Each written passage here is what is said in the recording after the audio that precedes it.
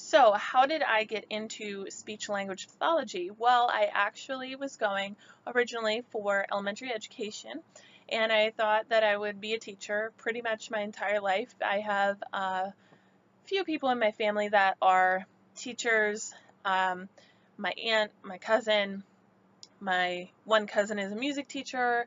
I have a cousin-in-law. He is a principal. So there's kind of a long line of teachers in our family, and I just assumed that I would follow in that role because I liked working with kids and in kind of that school setting. I really enjoyed that. So I always thought I would go that route. So I ended up going an entire year right out of high school through college, and I took classes in the fall and spring semesters, as well as in the winter intersessions and the summer intersession. I took some classes to get some of those credits underway. And those basic, math, science, reading, whatever, that you have to take in order to progress on to the ones that really apply to your major. So I took those, and then I was like, I don't think I want to work with kids. So I did this. It was called the Urban Experience, and we went to Philadelphia, and I got to actually work in a school for a week, and I was basically like student teaching, and it was really cool. It was in the inner city school. I was in a first grade, and I had a small classroom, and it was so cool. We went as a group from college, and we had meals, and we stayed at LaSalle University. In the dorm rooms, we had meetings in the afternoon and the evening, and that involved talking about our day, talking about challenges we had. We had journals and some homework that we had to do. It was a graded course, and I liked it because it gave me that experience up front of what it would be like working with students in a school. However, from that experience, I decided I didn't want to teach because there was just a lot of things that it kind of rubbed me the wrong way. A lot of the core standards, a lot of those types of things, you really have to like be on top of your game. Plus, I like smaller groups. Instead of like a classroom of 30 kids or more, I like to just have a small group of kids, 2, 3, 4 at the most, to work with at a time. So I kind of quit school. I really didn't know what I wanted to do. I ended up moving from where I lived in Western Pennsylvania. I ended up moving to Philadelphia. My boyfriend lived here, and I thought I would go to school. I'm interested in makeup, as you know, so I thought about going to school for cosmetology for a while and really honing in on the makeup artistry aspect. I did not do that, and I worked at Chick-fil-A for 4 years, and on my 5th year, I finally decided, like, I need to get moving back to school.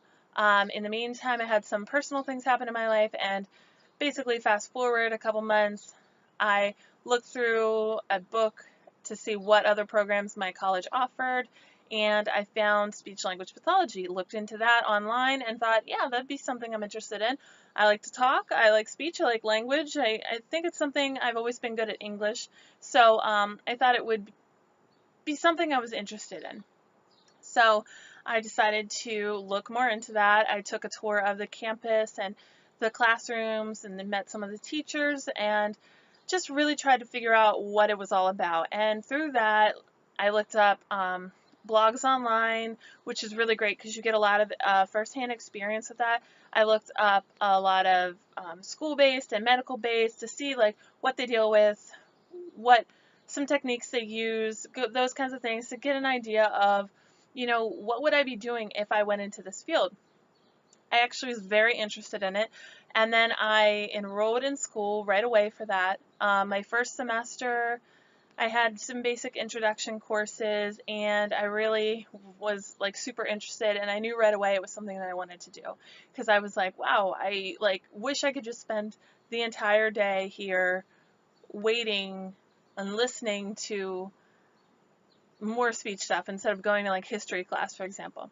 So over time, I knew it was something I wanted to do. So where am I now? So for speech language pathology, you have to do 4 years of an undergrad, 2 years at the minimum to get your master's degree. I live in Pennsylvania, and it is required that you have a master's degree in order to have a job here. So that puts you at a 6-year program. Now, I did say before that I was involved in education, so from those credits, I was pushed along in the program because I had so many credits that applied over. I hadn't taken any courses that didn't exactly match what I would have had to take in speech-language pathology as far as general education courses.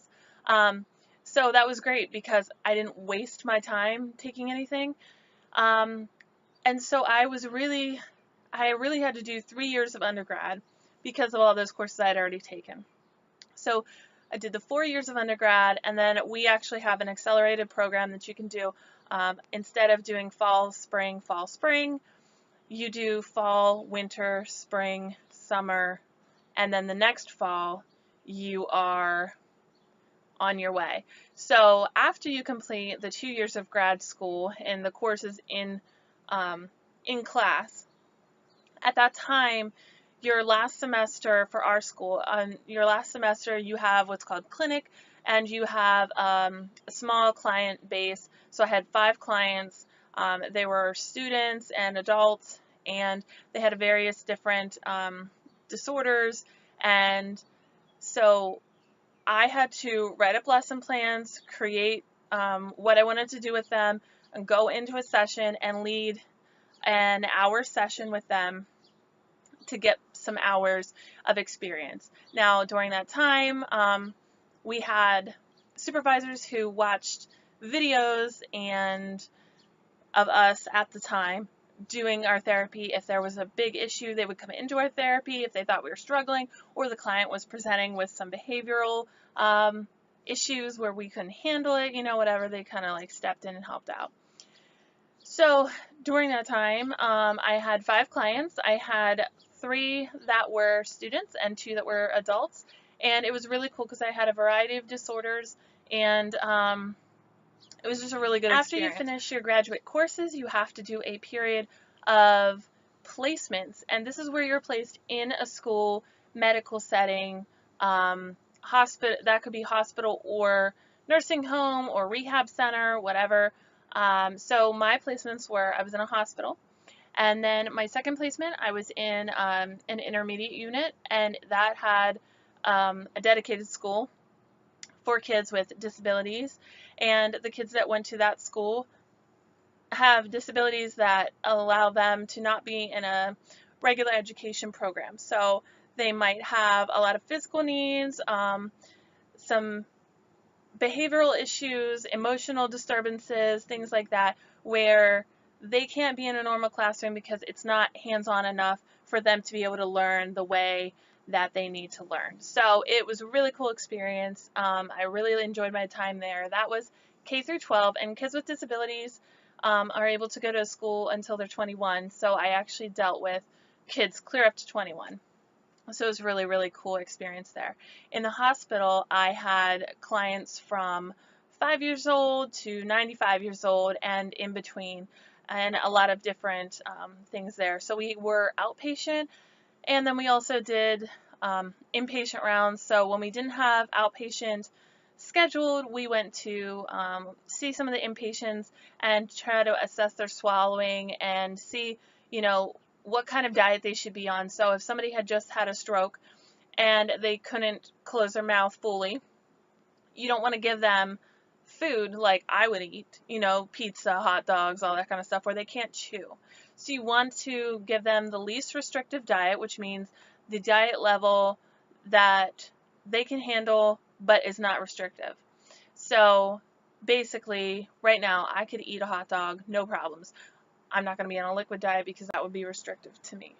So basically, you wouldn't give me a liquid diet because that would be restrictive to me when I can chew. You should give me a diet where I can chew. So for people who have had strokes or other types of problems where they can't chew, they can't close their mouth. So if you don't have those chewing muscles, if I give you a hot dog, you're most likely going to choke or it's going to fall out of your mouth. We don't want any of that. So it's figuring out what level you're at. Should you be on a liquid diet? Should you be on an IV that's just giving you your fluids and that's where you're going from there. What are you doing? We try to figure out what's safe for you and really do that through our assessments. I won't get too much into it because it can be kind of boring if you're not used to it or you don't know what the heck I'm talking about. But yeah, so it was really interesting working with the outpatients and inpatients. Inpatient is literally just walking to a hospital room, checking their swallowing, telling them what diet they're on, and then the outpatient is when we would have 30-minute sessions for kids and 60-minute sessions for adults, and that's really the hands-on therapy, working with them, trying to get that speech moving or that swallowing going or whatever's happening. So, for example, I had a older gentleman with aphasia, and aphasia is when you have a stroke and then you have that mixture of like, I know what I want to say, but I can't say it. Words are coming out jumbled, or you don't know what words are. You might see words differently. So instead of looking at a stop sign and seeing the word stop, it might look like a bunch of different symbols to you. It's like the way you think about language and see language and hear language, all that kind of stuff. So I was working with him and trying to get that back, because he would say, I know what I want to say, but I can't say it. And really trying to do that hands-on, like pulling out those words using different tips and techniques. And I love that. He was such a sweet gentleman, and he stayed so positive the whole time, and it was great. There was a lot of different people that I worked with. They were super, super nice and really great people.